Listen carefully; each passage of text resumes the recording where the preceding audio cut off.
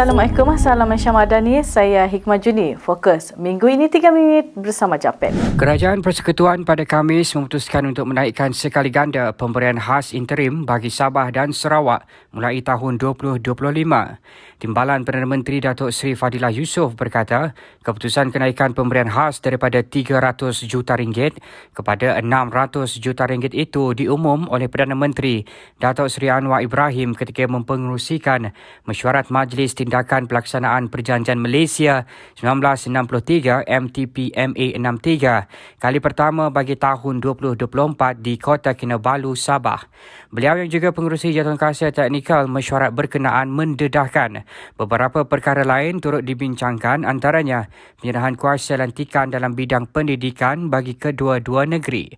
Menurut Fadilah, mesyuarat MTP MA 63 yang turut dihadiri Ketua Menteri Sabah Datuk Seri Panglima Haji Jin Noor dan Premier Sarawak Tan Sri Abang Johari Tun Openg itu amat penting bagi membolehkan kerajaan merencana tindakan-tindakan susulan yang pragmatik berhubung status tuntutan di bawah MA 63 yang masih belum selesai dilaksanakan.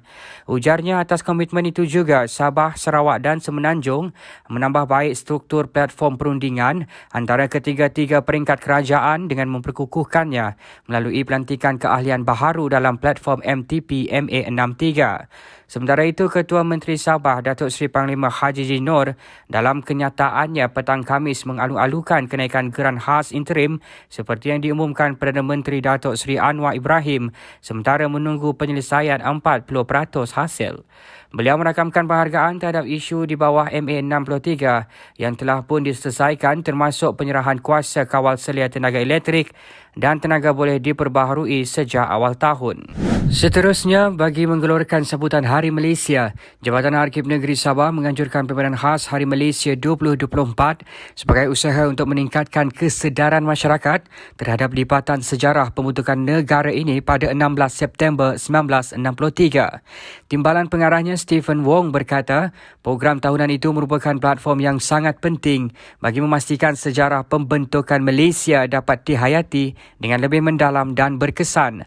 Jelasnya, pameran dokumentasi serta visual yang merakamkan perjalanan detik bersejarah itu akan membangkitkan rasa kecintaan dan mengukuhkan jati diri generasi muda khasnya sebagai rakyat Malaysia yang berdaulat. Saya percaya masih ramai masyarakat yang tidak memahami tarikh Hari Malaysia itu. Jadi sebab itulah pameran Hari Malaysia ini diadakan setiap tahun.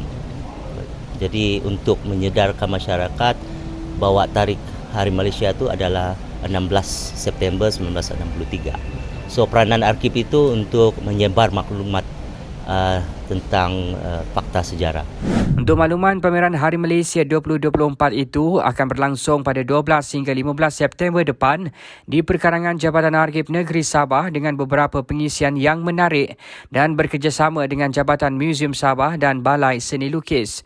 Antara pengisian menarik dianjurkan ialah jualan bazar, pameran artifak sejarah, replika batu sumpah Keningau, Teater Mini Arkib Negeri Sabah, Night at the Archive dan pameran lukisan bertemakan Hari Malaysia.